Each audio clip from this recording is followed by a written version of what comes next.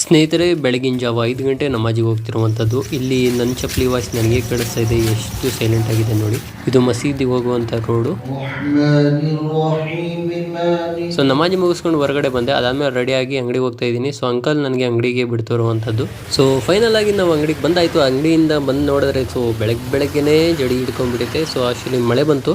So ಮೋಡ ಕವಿದ ವಾತಾವರಣ ಯಾವ ರೇಂಜಿಗೆ ಆಗಿದೆ ಅಂತ ನೋಡ್ತಾ ಇರ್ಬೋದು ಸ್ನೇಹಿತರೆ. ಸ್ವಲ್ಪ ನೀರು ಹಿಡ್ಕೊಳ್ಳೋಣ, ಕ್ಲೀನಿಂಗಿಗೆ ಆಗುತ್ತೆ. ಸೊ ಈಗ ನಾನು ಹೊರಡ್ತಾ ಇದ್ದೀನಿ ನಮಾಜಿಗೆ. ಸೊ ನಮಾಜಿ ಮುಗಿಸ್ಕೊಂಡು ವಾಪಸ್ ಬರ್ತಾ ಇರುವಂಥ ದೃಶ್ಯ ಇದು. ಸೊ ಅದಾದಮೇಲೆ 6 ಗಂಟೆಯಲ್ಲಿ ಸ್ವಲ್ಪ ಬಿಸ್ಕೆಟ್ ಇದ್ವು ನನ್ನ ಹತ್ರ, ಅದನ್ನು ತಿಂತಾ ಇದ್ದೆ. ಅದಾದಮೇಲೆ ಕ್ಲೋಸ್ ಮಾಡೋಣ ಅನ್ನೋ ಟೈಮಲ್ಲೇ ಮಸ್ತಾಗಿ ಮಳೆ ಬಂತು. ಅದನ್ನು ಮಸ್ತ್ ಮಳೆ ನೋಡ್ಕೊಂಡು ನಿಂತಿದ್ದೆ. ಅದಾದಮೇಲೆ ಮಳೆ ನಿಂತೈತೆ ಹೋಗೋಣ ಅಂದ್ಕೊಂಡ್ರೆ ಅಂಕಲ್ ಯಾರ ಜೊತೆ ಮಾತಾಡ್ತಿದ್ರು. ಅದಾದಮೇಲೆ ಹೆಂಗೋ ತಗೊಂಬಂದು ಮನೆಗೆ ಬಿಟ್ಟರು. ಸೊ ಮನೆಯಲ್ಲಿ ಸ್ವಲ್ಪ ನಾನು ನನ್ನ ಶೂ ಇದ್ವು, ಅದನ್ನು ತೊಳೆದಾಕಿದ್ದೆ. ಸೊ ಅದನ್ನು ಲೇಸ್ ಕಟ್ತಾ ಇದ್ದೀನಿ, ನೋಡ್ತಾ ಇರ್ಬೋದು ಸ್ನೇಹಿತರೆ. ಸೊ ಫೈನಲ್ ಆಗಿ ಲೇಸ್ ಕಟ್ಟಾಯಿತು, ಅದನ್ನು ಕ್ಲೋಸ್ ಮಾಡಿ ಇಟ್ಟಿದ್ದೀನಿ. ಸೊ ಬಾಯ್, ಎಲ್ಲರಿಗೂ ಶುಭ ರಾತ್ರಿ.